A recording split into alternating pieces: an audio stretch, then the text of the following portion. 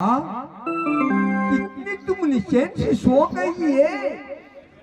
तुम मेरी आवाज नहीं सुनती तो चाय नहीं पिएगी, खाना नहीं खाएगी।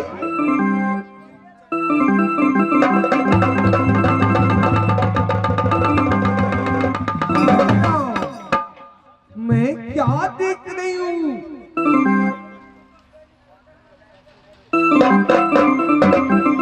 चंपा, चंपा,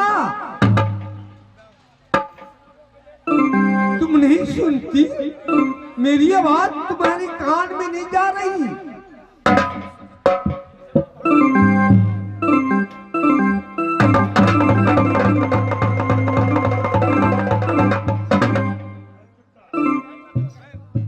पगली, तुम्हारे पास दिमाग नहीं है क्या? इतना भी नहीं जानती कि जब कोई व्यक्ति नमाज पढ़ रहा होता है तो उसके सामने से नहीं गुजरते, उसको टोका नहीं करते। अच्छा, तुम नहीं चिंती मैं कौन हूँ?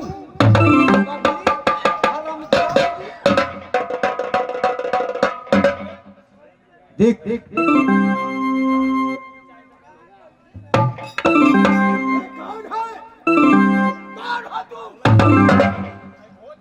ये मेरी माँ है।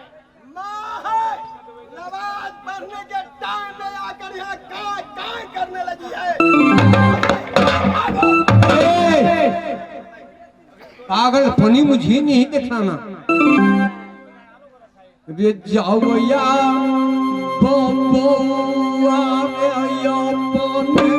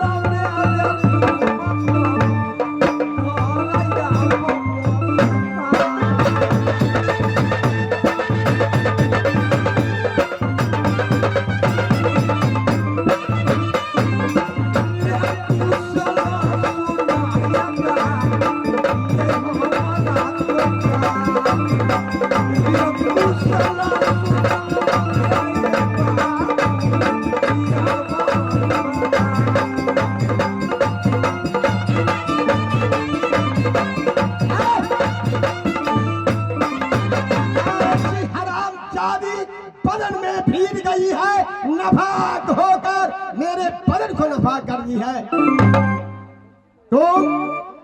तुम जो यहाँ आई है, देख तो है नहीं जो यहाँ मैं नमाज पढ़ रहा हूँ। यहाँ कोई मुसलमान की जगह नहीं है, तो अपने घर की चले जाओ। तुम्हारे घर कहाँ है? क्यों? कैसे चले जाऊँ? यहाँ से जाऊंगा तो चंपा की टोली लेकर के जाऊंगा। चंपा मेरे साथ में शादी की है।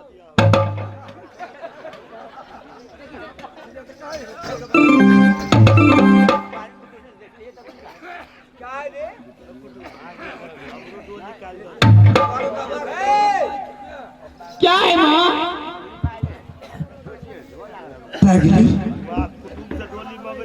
ये कौन है? मेरी स्वामी है। स्वामी? मैं इसे निकाह की हूँ माँ। अच्छा, हाँ, देखो ना कितनी सुंदर है।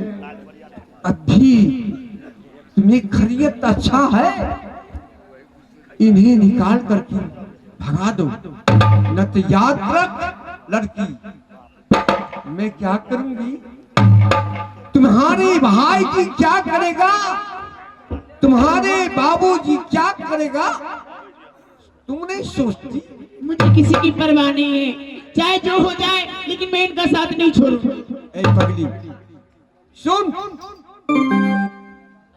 अभी भी तू का मैं अपनी प्राण पति से कहूं, मैं अपनी बेटा से कहूं, ये सुंदर यही बड़ा भाग्य बउआ खोज गया।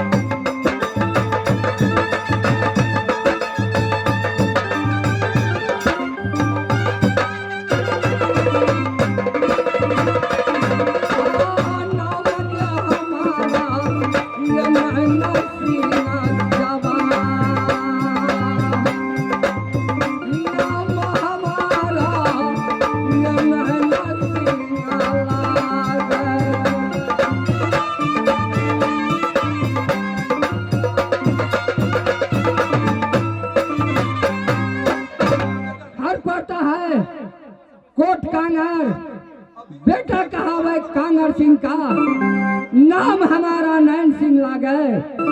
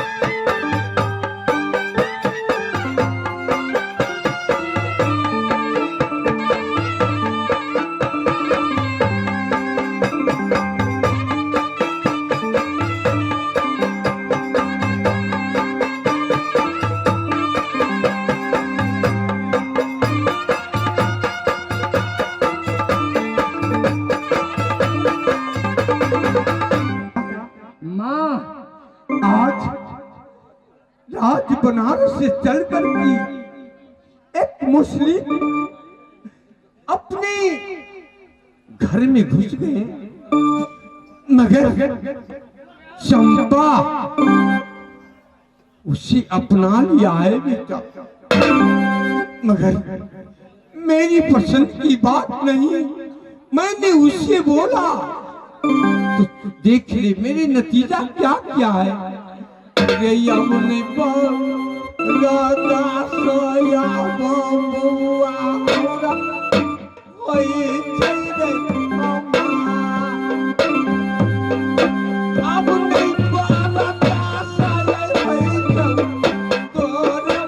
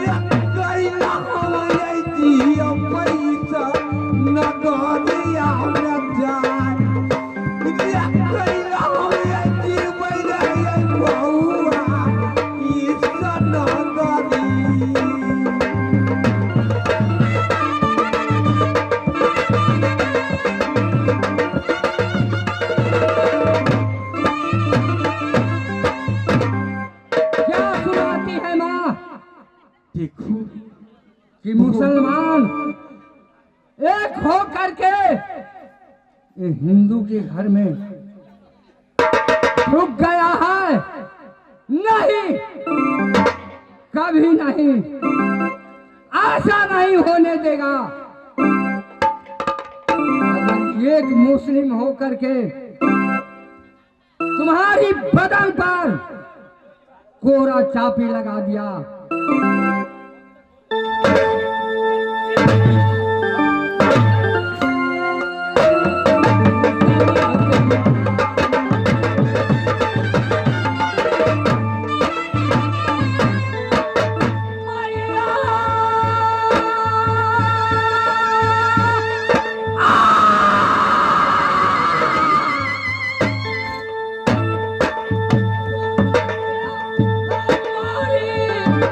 क्या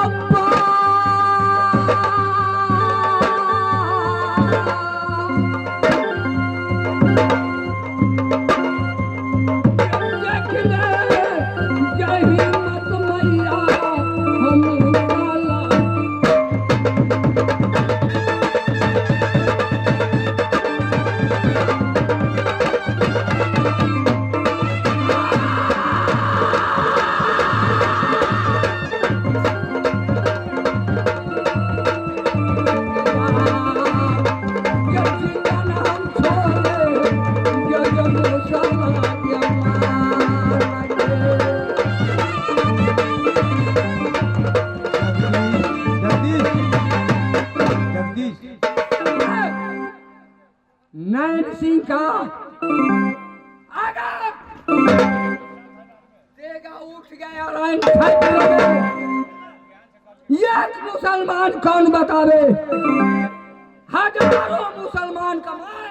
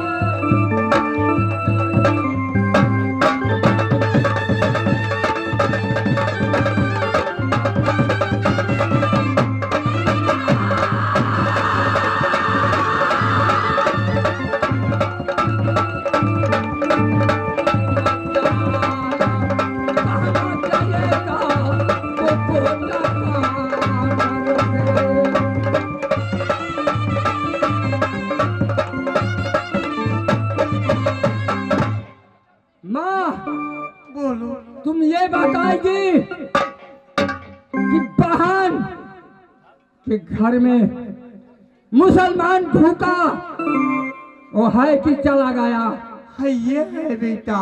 क्या कही? वो है, जब तक डोली लेकर के नहीं जाएंगे तब कोट कांगर की मैं नहीं छोड़ने वाला हूँ। क्या कही? ठीक है माँ, तुम जाएगी, अपनी महल में जाकर के आराम करो।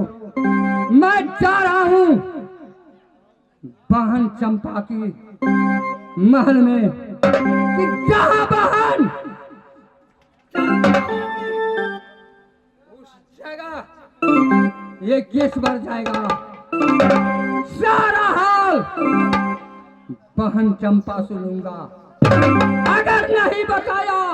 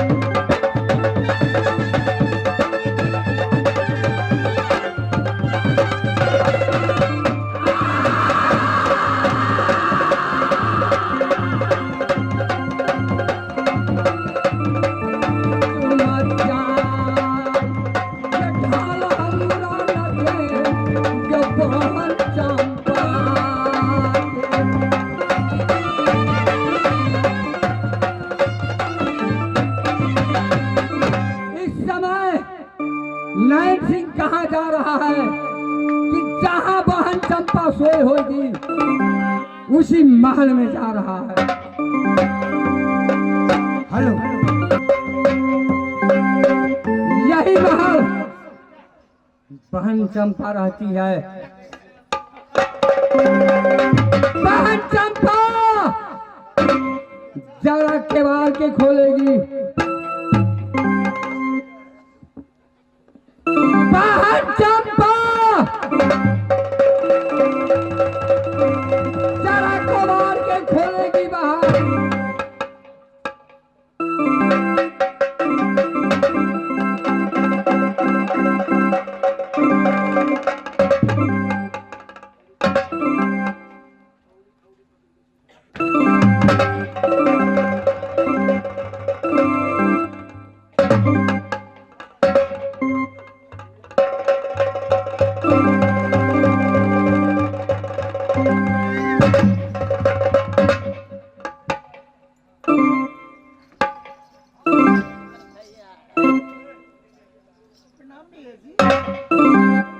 खुश रहेगी।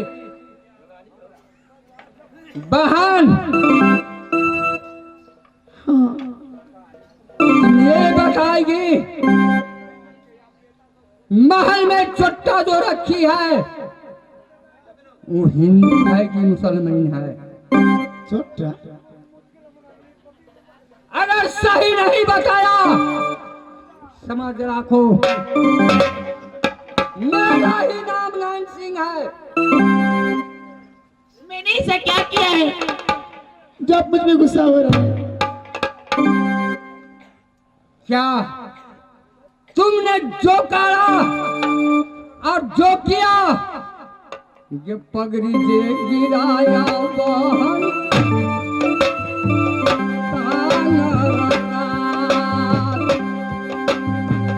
पगड़ी जे गिराना किया हिंदू के बन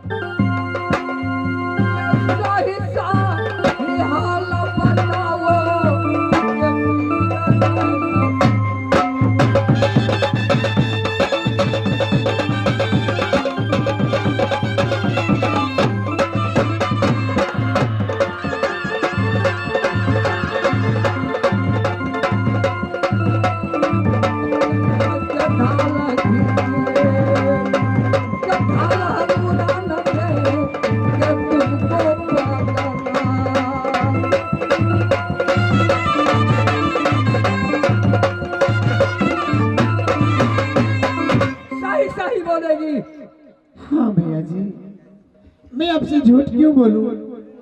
मैंने एक परदेसी से दिल लगा लिया है और मैं उनसे शादी भी कर चुकी हूँ और मैं उसे अपने महल में रखी हूँ। क्या मेरा हिंदू वंश का नाम पर तुमने टीका लगाया?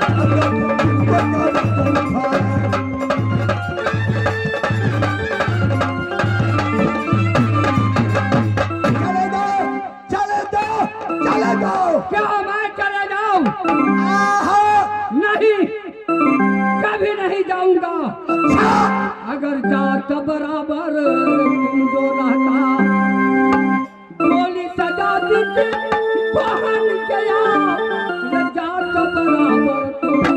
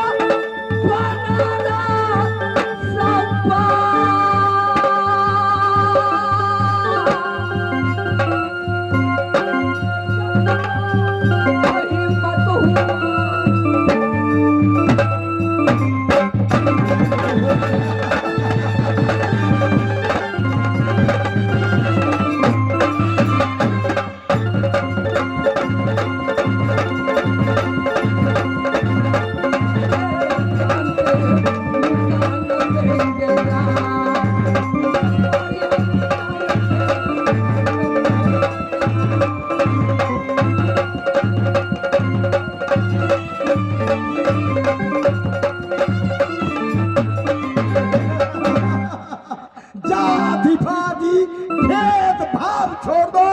तुम्हारी भलाई इसी में है कि चंपा की डोली सज धज कर या कोट टांगर से विदा करो। जवान पर ताला अगर ये ऐसा बात बाजेगा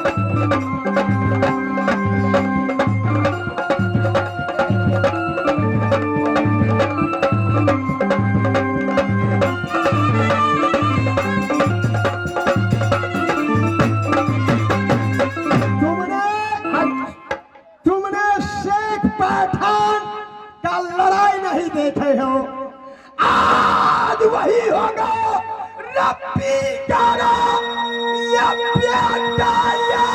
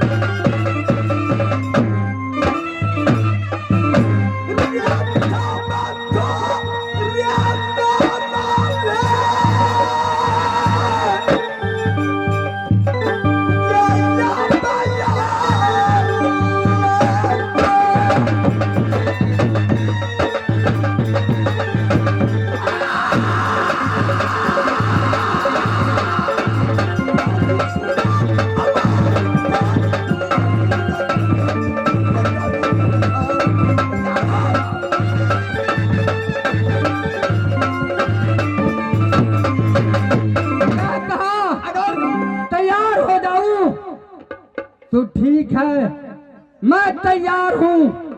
चलो मरने के लिए तैयार हूँ।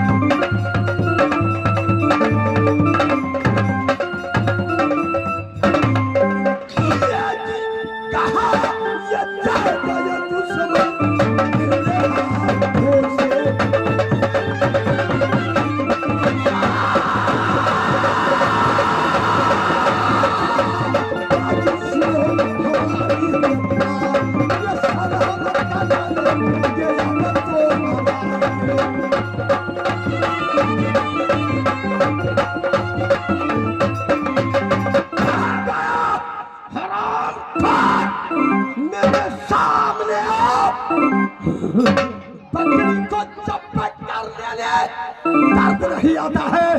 तुम तो मनुष्य है, तुम्हारे वध करने में मुझे कोई दर्द नहीं आएगा। मैं चाप का मौसमी हूँ, जहाँ तुमने चलो।